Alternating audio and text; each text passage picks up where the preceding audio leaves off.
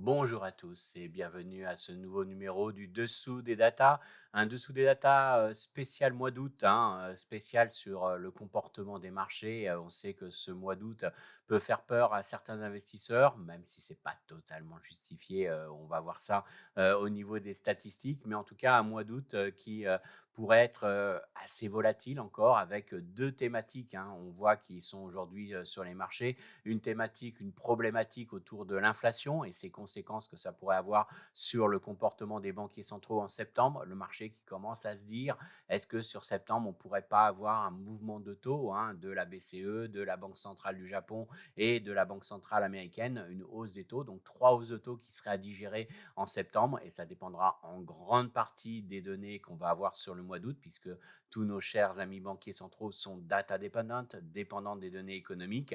Donc, une thématique inflation qui reste quand même au centre des marchés. Et puis, naturellement, hein, surtout après la publication de ces résultats des entreprises américaines sur le deuxième trimestre, une thématique autour de l'intelligence artificielle, une thématique centrale qui justifie un peu toutes les volatilités, hein. D'une part, ceux qui sont très favorables autour de l'intelligence artificielle, qui y voient une demande, et il faut le reconnaître, hein, on est sur des taux de croissance assez incroyables, hein, souvent à deux chiffres, parfois à trois chiffres, hein, de taux de croissance sur les chiffres d'affaires liés à tout ce qui touche l'intelligence artificielle, mais de l'autre, des prises de risques exceptionnelles, des investissements particulièrement lourds qui ne sont pas sans conséquences économiques, qui ne sont pas sans conséquences en termes d'inflation, on rejoint notre premier thème, hein, mais qui ne sont pas non plus sans conséquences en termes de prise de risque, hein. On a même récemment un banquier central américain qui commençait à s'inquiéter du poids de ce secteur de l'intelligence artificielle dans la croissance américaine, dans la future croissance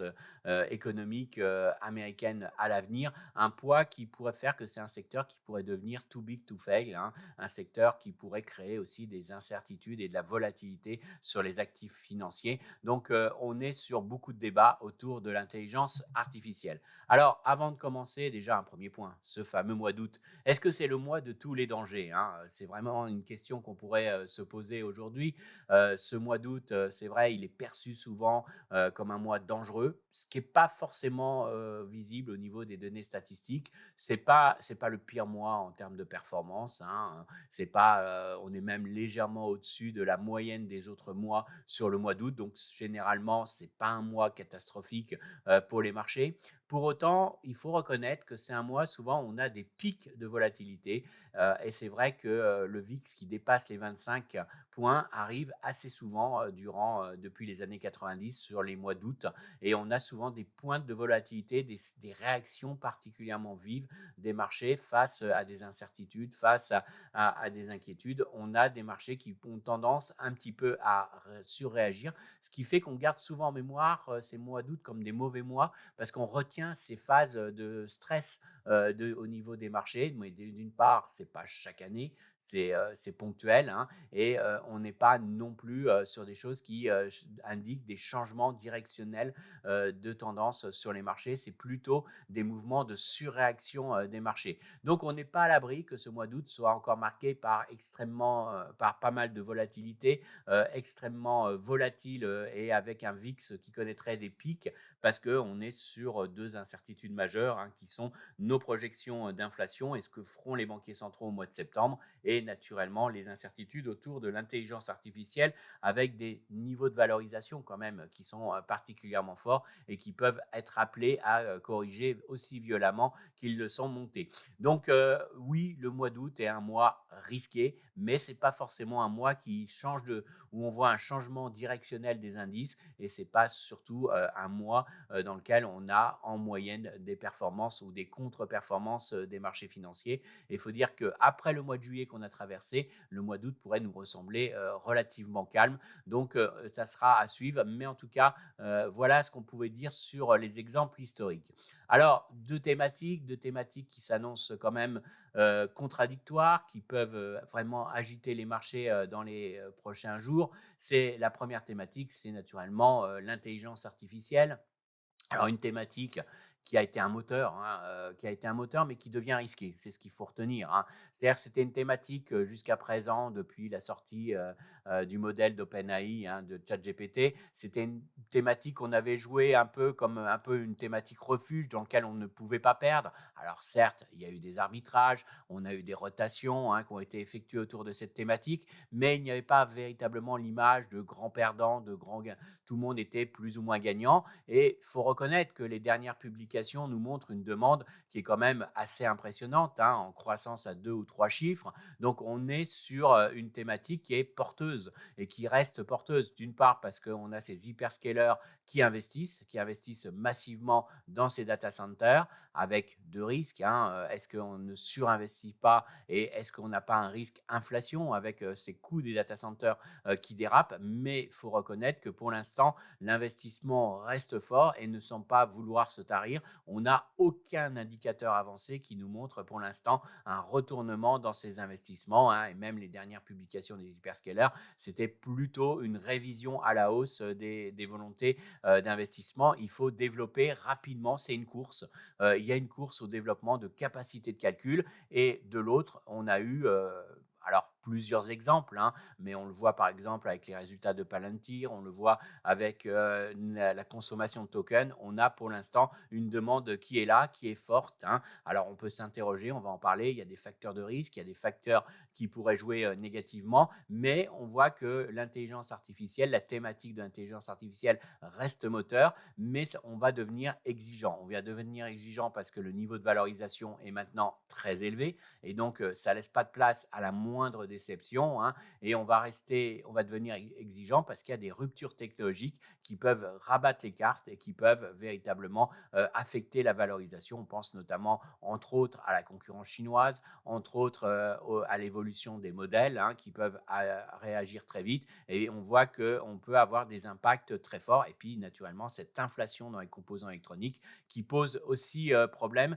et qui pourrait retarder, hein, certains projets d'investissement. On pense aussi à la consommation électrique et surtout la distribution, les réseaux de distribution d'électricité qui pourraient être des freins importants. Donc, il y a d'un côté cette thématique de l'IA qui reste globalement porteuse pour les marchés et puis de l'autre, la thématique de l'inflation. Alors là, ce n'est pas que l'inflation dans l'IA, il y a naturellement l'extrême volatilité des prix énergétiques avec une volatilité des prix on pourrait dire oui, bon, c'est pas très grave, on va regarder les noyaux durs, mais de plus en plus des banquiers centraux qui s'inquiètent, hein, sur le fait que d'une part, on a une transmission de cette inflation énergétique qui est beaucoup plus rapide que par le passé, hein. On sent que les industriels ont indexé leurs contrats sur leur coût et on a une transmission beaucoup plus rapide que par le passé de cette inflation importée, de cette inflation énergétique. Alors c'est peut-être une bonne nouvelle pour les marges des industriels, une moins bonne pour les banquiers centraux et pour juger des risques d'inflation, hein. Et puis on sent que quand même tout le monde est un peu nerveux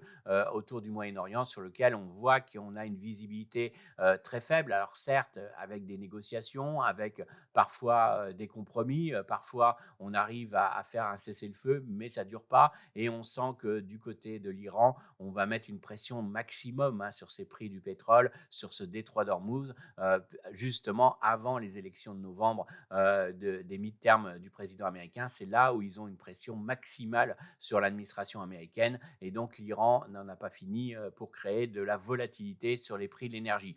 Alors, des prix de l'énergie à une inflation plus globale, est-ce qu'on peut avoir une inflation persistante? C'est toute la question que se posent aujourd'hui les banquiers centraux, hein. Si c'est juste un effet ponctuel et de volatilité, c'est pas bien grave. Si ça entraîne une inflation plus durable, là, on sera sur quelque chose d'un peu plus inquiétant, ce qui veut dire soit une réaction très vive des banquiers centraux, soit des banquiers centraux qui laissent filer l'inflation, ce qui n'est pas le scénario le plus probable, mais ça veut dire surtout une réaction du marché obligataire, un marché obligataire qui reste particulièrement tendu et qui est naturellement en contradiction avec la thématique de l'IA, puisque forcément, si les taux longs montent, eh ben, on est forcément sur un risque pour les valeurs de croissance, un risque en termes de valorisation pour les valeurs de croissance, d'autant plus que de plus en plus, ce qu'ont montré les dernières publications, c'est que les investissements dans les data centers se font via recours à la dette, hein. Donc, on était à peine sur 10% des investissements qui étaient faits par de l'endettement. Maintenant, on est sur 33% au premier semestre, ce qui veut dire que de plus en plus, les hyperscalers vont rester très sensibles aux taux d'intérêt, au mouvement des taux d'intérêt à long terme. Donc, ça peut jouer sur la valorisation de l'IA si on a des tensions sur le marché obligataire, et puis plus globalement sur l'ensemble de l'économie, les secteurs sensibles aux taux d'intérêt et naturellement sur les anticipations d'inflation. Donc, tout ça montre qu'on est sur des thématiques qui sont particulièrement volatiles et qui peuvent créer pas mal de pics de volatilité sur les marchés. Alors déjà, on commence par peut-être l'élément central, l'élément moteur qu'on a eu sur les marchés, c'est naturellement ces investissements des hyperscalers qui ont été particulièrement importants sur les derniers mois et sur le premier semestre de cette année. On voit qu'on est sur des investissements forts qui n'ont pas faibli. On n'est pas du tout sur une volonté aujourd'hui de ralentir la cadence, malgré les incertitudes, malgré la hausse des taux, malgré des émissions obligataires massives de la part des géants américains. On a quand même une certitude, les investissements sont records. L'investissement est là, on investit dans des capacités de calcul et pour l'instant, il n'y a pas de remise en cause de cette idée. Donc ça, c'est un point important, c'est un point rassurant sur les publications qu'on a pu avoir sur le premier semestre et on est aujourd'hui sur plus de 300 milliards d'investissements de la part des acteurs autour de l'intelligence artificielle. Donc, on est sur des investissements massifs. Donc, on accélère dans tout ce qui est cloud. On accélère avec des carnets de commandes qui sont particulièrement importants et c'est des centaines de milliards qui sont investis aujourd'hui dans toute cette activité.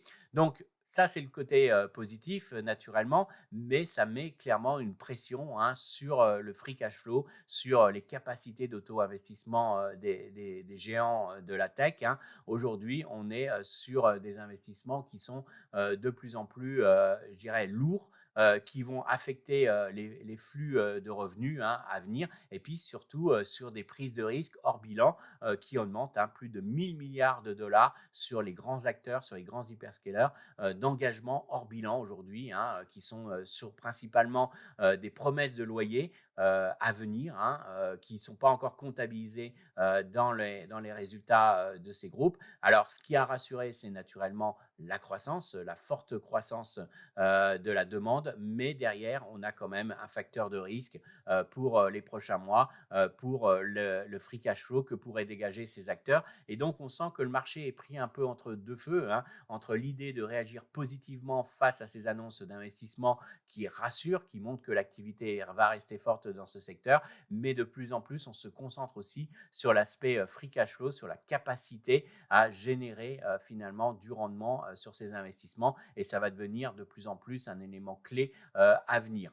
Donc face à ça, on se pose la question, quels sont les risques? Les risques principaux, c'est pas un risque de demande, c'est vraiment un risque d'offre et de capacité de la part des hyperscalers à atteindre leurs objectifs de déploiement, de mise en place dans les prochains mois de leur data center. Alors, on a un indicateur macroéconomique qui commence à illustrer ce point, c'est l'écart qui est en train de se creuser entre les commandes et les livraisons. Alors ça, c'est un indicateur macroéconomique et c'est un indicateur calculé par le département du commerce américain. Et on voit que les commandes sont particulièrement en forte croissance. C'est un mouvement particulièrement important. Il n'y a pas de retournement. Ça rassure, c'est le côté demande, je vous le disais. Mais du côté de l'offre, c'est un peu les livraisons. C'est-à-dire que je passe mes commandes, mais derrière, il faut que je sois livré par mes sous-traitants. Et on voit que l'écart entre les commandes et les livraisons sont en train de croître assez sensiblement. Alors, on avait eu un écart qui avait fortement flambé. Regardez, en août 2020 à 2022, on avait eu cet écart. Et là, ça nous rappelle ce qui s'était passé post-Covid avec des tensions sur les chaînes d'approvisionnement. Et là, on recommence à avoir un mouvement d'écart qui commence à se creuser entre les commandes et les livraisons. Mais attention, parce que ce n'est pas vrai dans tous les secteurs. Et on voit que les tensions sont particulièrement fortes dans un secteur, hein, c'est naturellement le secteur des semi-conducteurs, de l'électronique, hein. C'est ce secteur-là qui observe véritablement aujourd'hui une forte croissance des commandes non honorées.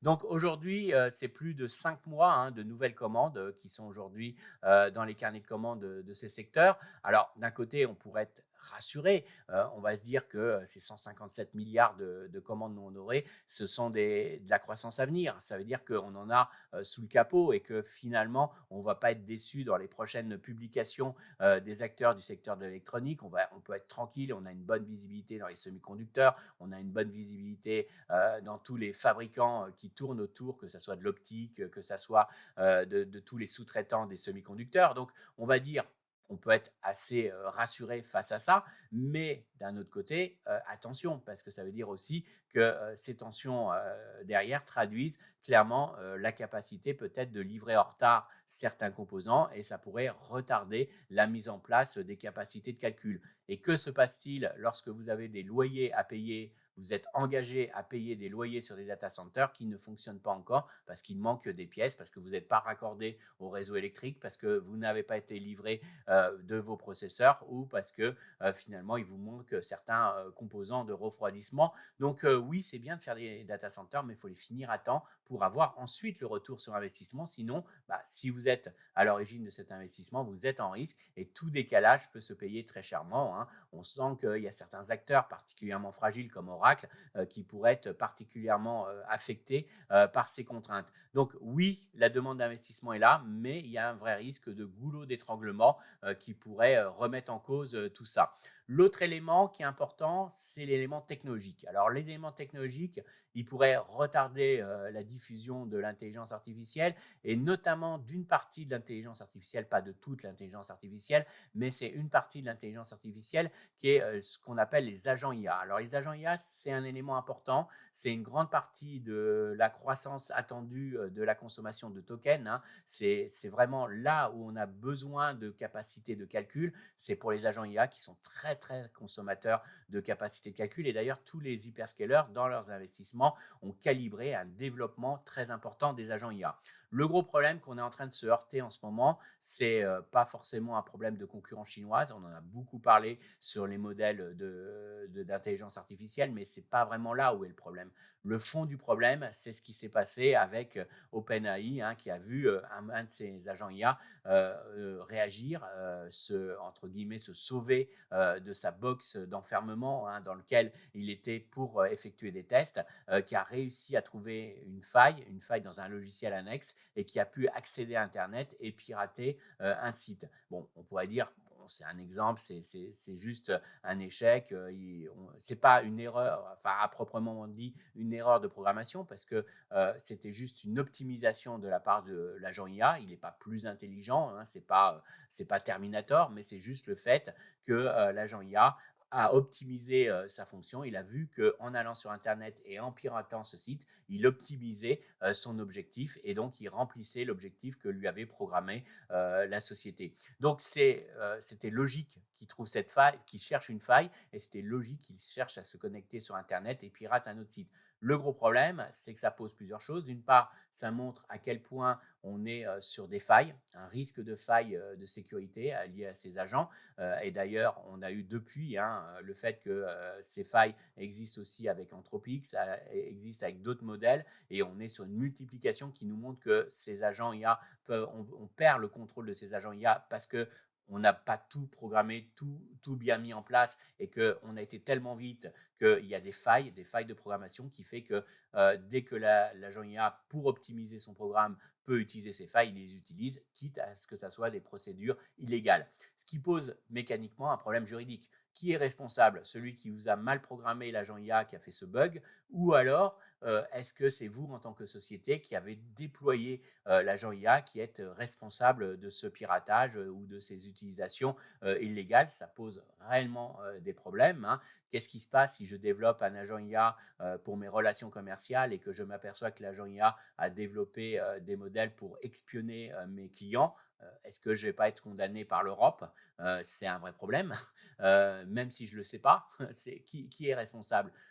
Donc on rentre dans une situation où on va avoir des entreprises qui vont devoir, un, tenir compte du coût de ces agents IA, qui sont quand même très élevés parce que c'est un coût de calcul particulièrement important, mais deux, qui doivent tenir compte du risque juridique de ces agents IA. Et on sait que l'aspect juridique en général, et quand vous avez un risque de poursuite et d'attaque judiciaire, on sent que le management est beaucoup plus prudent dans le déploiement. Donc moi, je dirais qu'aujourd'hui, dans la thématique IA, vous avez deux facteurs de risque principaux, hein. Un risque lié technologique, le fait qu'il va falloir mieux auditer les modèles, va falloir prendre le temps de les développer, de les sécuriser, de vérifier qu'il n'y a pas finalement de bug sur lequel l'agent IA pourrait déraper. Et donc, si on vous met un agent IA demain pour gérer vos comptes, bah, vous avez intérêt à ce qu'il soit bien programmé et qu'il n'y ait pas de défaillance. Donc, on sent qu'il va y avoir quand même du temps de développement et du temps de diffusion qui s'annoncera beaucoup plus lent qu'attendu. Et d'ailleurs, on avait une enquête qui avait été faite qui montrait qu'on avait des annulations de projets, hein, ou des reports de mise en place de certains projets, 40% pour 40% des entreprises, du fait de ces incertitudes, des incertitudes technologiques de déploiement. Et on voit que cette enquête a été réalisée avant qu'on ait eu le problème qu'a trouvé OpenAI avec son intelligence, son agent IA qui l'a débordé. Donc attention à ces éléments-là, ça c'est un élément clé. Et puis l'autre élément, c'est naturellement l'aspect purement industriel, tension sur les chaînes d'approvisionnement, inflation dans les composants électroniques qui font qu'on va avoir peut-être un déploiement beaucoup plus lent qu'attendu. Donc cette thématique, attention, ça ne veut pas dire que la thématique est morte. Ça ne veut pas dire qu'il ne faut pas investir dans le secteur technologique. Ça veut dire qu'on va avoir un secteur technologique qui va être beaucoup plus volatile. Il va falloir être sélectif. Il ne va pas falloir acheter.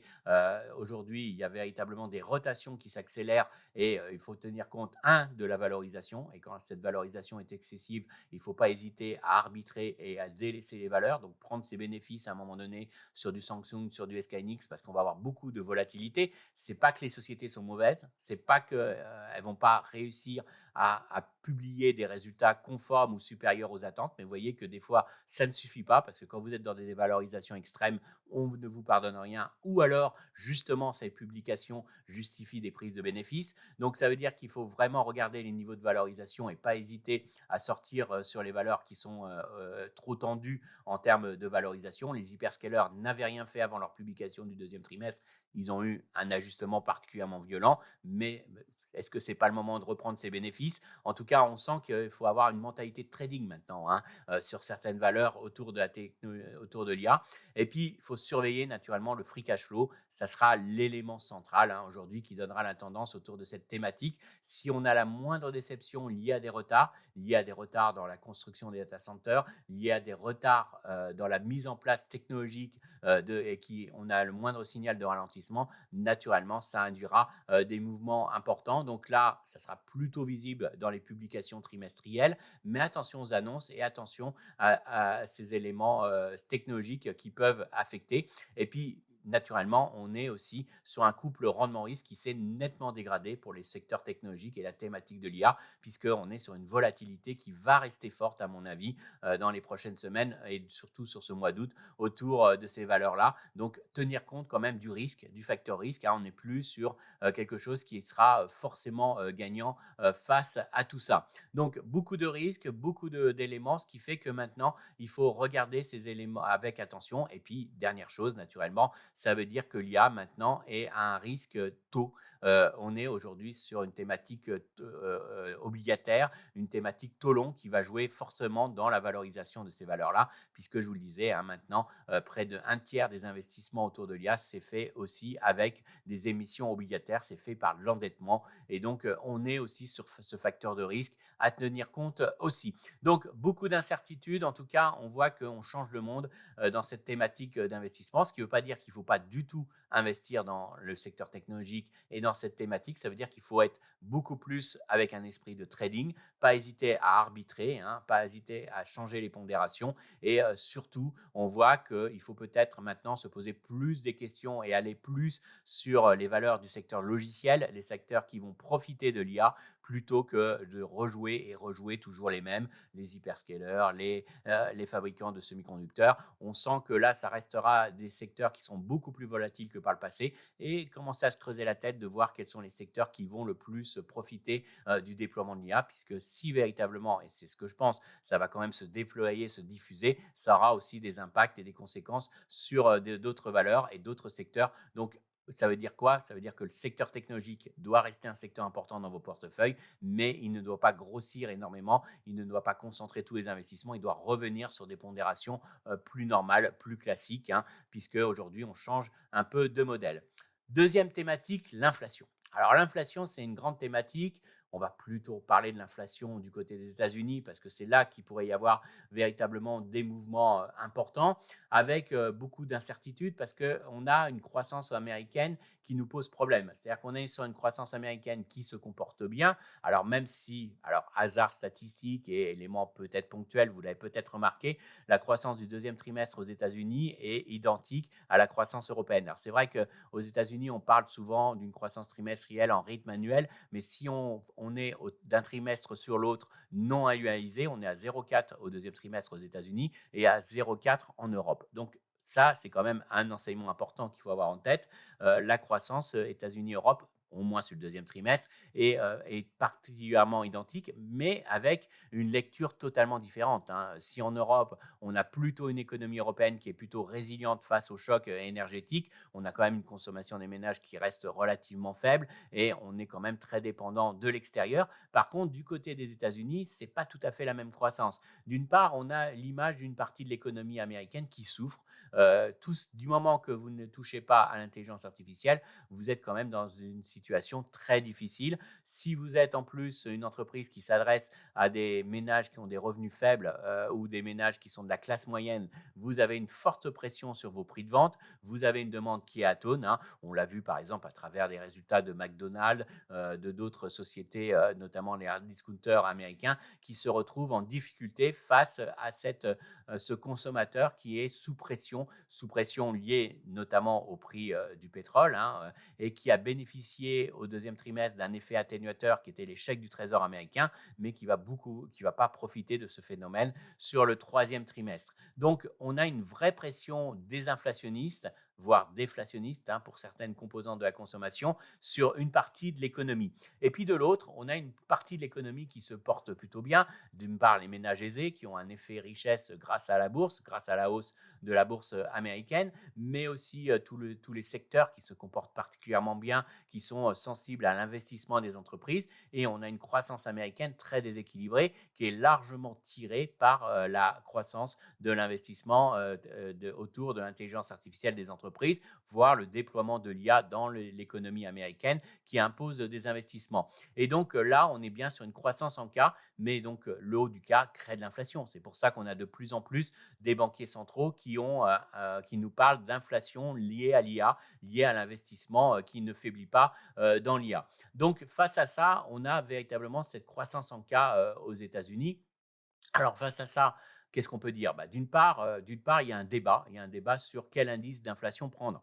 On est sur plusieurs indices. Par exemple, si vous prenez le PCE, l'indice PCE a tendance à plus prendre en compte l'inflation IA qui n'est pas du tout pris en compte via le CPI ou de manière très, très marginale. Donc, est-ce qu'on prend encore comme référence l'indice prix du PCE, qui est un indice large, qui prend en compte l'ensemble des biens et services consommés par les ménages américains, ou alors est-ce qu'on prend le panier d'une zone urbaine d'un ménage classique américain qui est le CPI? Donc, est-ce qu'on prend un petit panier ou est-ce qu'on prend l'ensemble de l'indice des prix comme référence? Et puis, dans ces prix, en plus, il y a quelques débats, hein, sur comment on estime l'inflation, notamment pour les propriétaires de maisons maison, hein, est-ce qu'on a une consommation, est-ce qu'on a une inflation immobilière qui correspond à la réalité? On prend aussi tout ce qui est loyer, loyer fictif. Donc tout ça fait, est-ce qu'on ne prend pas en compte l'inflation hors logement, hors tout ce qui est pris en compte par l'indice statistique? Est-ce qu'on prend en compte aussi les effets de qualité qui déforment énormément les indices des prix? Donc il y a un gros débat pour savoir quel est le bon indicateur. Alors pour mémoire, pour le ménage américain, le bon indicateur, c'est ce qu'il paye tous les mois. Ça serait plutôt, à mon avis, l'indice des prix à la consommation. C'est lui qui joue le plus sur les anticipations d'inflation. Mais pour le banquier central, est-ce qu'il ne faut pas regarder l'indice hors énergie? Or, cet aspect énergétique est très volatile, donc est-ce qu'il ne faut pas le retirer? Mais retirer aussi les quelques prix qui montent énormément alors que le reste est beaucoup plus sage. Est-ce qu'il ne faut pas prendre un noyau dur de l'indice des prix, un indice des prix plus centré sur la moyenne? Mais est-ce qu'on le fait de manière dynamique ou constante? C'est-à-dire, est-ce qu'on prend le noyau dur de l'indice des prix qui est hors énergie et alimentaire et puis point barre, on ne bouge pas? Ou alors, est-ce qu'on prend un indice qui est dynamique dans le temps, dans lequel on va retrancher seulement les quelques prix qui ont monté et les quelques prix qui ont baissé pour vraiment se concentrer sur les 90% qui ne bougent pas ou qui est vraiment le noyau dur de l'inflation? Mais ça veut dire qu'on va exclure systématiquement les prix qui ont le plus monté. Et donc, est-ce qu'on n'a pas un biais avec cette utilisation d'indices? Vous voyez que le sujet est loin d'être simple et loin d'être débattu. Le gros problème, c'est que Kevin Warsh a lancé ce débat. Et ça intervient à un moment où il doit être crédible sur l'inflation. D'un côté, il nous dit je veux être crédible sur l'objectif d'inflation. Je veux que vraiment personne ne doute qu'on va lutter contre l'inflation et qu'on va revenir vers les 2% d'inflation. Mais de l'autre, il nous dit, mais attention, je vais peut-être prendre un autre indice des prix. En tout cas, je ne suis pas sûr que notre référence soit bonne. Donc, en gros, je vais changer de thermomètre, mais vous inquiétez pas, je suis toujours sur mon objectif d'avoir 37 degrés, mais je peux changer de thermomètre pour mesurer au plus près ce 37 degrés. Ce n'est pas forcément un élément de crédibilité pour l'avenir et surtout, ça peut prendre à contre-pied les gérants obligataires. Deuxième élément, c'est l'incertitude sur le choc et la diffusion de l'énergie. Alors, la BCE nous l'a dit, hein, ils ont été très étonnés de la rapidité de la diffusion du choc énergétique. Ils ne pensaient pas que ça serait aussi rapide. C'est ce qui a en partie justifié la hausse des taux au mois de juin, hein. C'est cette diffusion, notamment, ils estiment qu'une partie du rebond de l'inflation dans les services était liée à cette diffusion qui a été particulièrement rapide parce que maintenant, les industriels ont mis des clauses et n'hésitent pas à répercuter immédiatement ces hausses de coûts. Donc, pour eux, c'est un signal qu'il y a une diffusion plus forte. Aux États-Unis, le débat est là aussi, hein, de savoir si cette inflation énergétique va ou pas se diffuser à l'ensemble des prix. Parce que d'un côté, sur les ménages aisés qui ont un pouvoir d'achat élevé, vous pouvez facilement remonter les prix et diffuser rapidement ces tensions sur les coûts de production. Sur les ménages qui sont avec des contraintes très fortes, ce n'est pas aussi évident. Donc, on cherche à louvoyer, hein, on va réduire les quantités, on va essayer de masquer ça, sortir de nouveaux produits, hein, mais on voit que c'est beaucoup plus complexe et on voit que les entreprises qui sont proches des consommateurs, là, à ce moment-là, souffrent. Donc, est-ce qu'il faut tenir compte de cet effet? C'est compliqué de mesurer aujourd'hui la diffusion et on sent qu'on est sur une rupture par rapport à ce qu'on a connu précédemment. Et puis, il reste aussi aux États-Unis surtout, hein, une inflation dite collante, notamment dans les services, avec certains prix qui restent toujours très solides, qui ne ralentissent pas. C'est souvent dans la santé, dans l'assurance, dans les frais, dans les commissions bancaires. C'est vrai que les banques sortent de très bons résultats. La contrepartie, c'est parce qu'elles augmentent énormément leurs commissions, hein. Donc, c'est vrai que quand les marchés montent, c'est plus facile de faire passer des hausses de tarifs. Et donc, forcément, on a une sorte d'inflation qui reste persistante dans les services et qui inquiète certains membres, hein, parce que c'est une inflation qui est dite collante, qui n'est pas forcément liée à seulement des problèmes, je dirais, ponctuels de hausse de coûts et qui est liée peut-être à une intensité concurrentielle pas suffisamment forte. Et puis, il reste toujours la diffusion des droits de douane qui sont encore très incertains, hein, puisque les derniers droits de douane que vient de déposer l'administration Trump est attaquée en justice par des États américains, hein, qui considèrent qu'elles contredisent la décision de la Cour suprême de janvier. Donc, on n'est pas encore à l'abri d'avoir des rebondissements, mais on est quand même sur des droits de douane qui renchérissent le coût des importations et qui peuvent affecter l'indice des prix in fine. Ce qui veut dire qu'on va avoir très clairement beaucoup de volatilité à attendre, hein, dans les indices de prix. Globalement, en plus, on a une incertitude autour de la communication de la Banque centrale américaine avec une dernière intervention à l'issue du dernier FOMC de Kevin Warsh qui a créé plus un malaise que rassurer les marchés parce qu'il nous dit je veux atteindre les 2%, mais il ne nous dit pas comment. Donc, comment il va atteindre ces 2% d'inflation? Il ne nous dit pas. Il nous dit d'autre part que pour lui, les taux à court terme ne sont pas forcément le seul outil disponible pour la Banque centrale. On sent qu'il veut aussi jouer sur la taille du bilan de la Banque centrale et qu'il voudrait réduire la taille du bilan pour aussi durcir la politique monétaire sans toucher au taux court. Alors, c'est vrai que ça va faire plaisir à son ami Bessent, hein, le secrétaire du Trésor, puisque s'il maintient des taux courts très bas, ça permet au Trésor américain de se financer à très court terme et donc d'avoir un coût d'endettement très faible. Et de l'autre côté, lui, il va peut-être permettre de réduire le risque inflationniste à moyen terme en réduisant la quantité de monnaie. Et ça correspond très bien à sa vision monétariste. Et puis, dernière chose qu'il nous dit, c'est que c'est finalement peut-être au marché obligataire et à la pente de la courbe des taux de jouer son rôle. C'est-à-dire que jusqu'à présent, on était sur des banquiers centraux qui voulaient absolument maintenir leur crédibilité. Et pour eux, leur crédibilité, c'était une pente une pente de la courbe des taux très plate. Les taux longs ne surréagissaient pas parce qu'on était confiant dans la capacité des banquiers centraux à maintenir l'inflation. Et lui, il a dit clairement qu'aujourd'hui, si les taux longs montent, c'est peut-être un moyen de refroidir l'économie. C'est plutôt un signal de bonne santé de l'économie. Et donc, finalement, en libérant la partie longue de la courbe des taux, en n'intervenant plus sur la partie longue, hein, en achetant ou en vendant des obligations, en laissant le marché fixer le bon niveau des taux longs, on permet de limiter le risque inflationniste puisque par nature de lui-même, le marché obligataire va ou pas freiner l'économie américaine, freiner ou pas le marché de l'immobilier via les taux hypothécaires et donc de lui-même va gérer, va réguler la croissance économique. Donc ce laisser-faire de la part de la Banque centrale prend clairement à contre-pied la perception du risque pour les gérants obligataires. Des gérants obligataires qui s'étaient habitués à avoir une visibilité sur ce que va faire la Banque centrale, avoir une volonté de la Banque centrale de tout faire pour maintenir finalement éviter tout krach obligataire, mais à l'inverse éviter toute défiance des investisseurs en injectant des liquidités si nécessaire.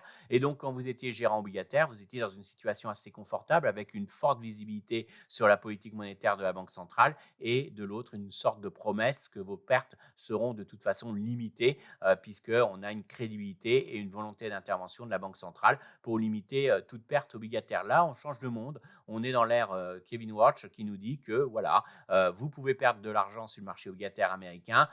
Plus si vous prêtez à long terme à l'État américain, vous pouvez avoir les taux longs qui montent énormément si la santé de l'économie est là. Ça veut dire qu'il faut être réactif, qu'il faut regarder les indicateurs économiques et ça veut dire qu'on peut potentiellement avoir pas mal de réactions, de surréactions du marché obligataire.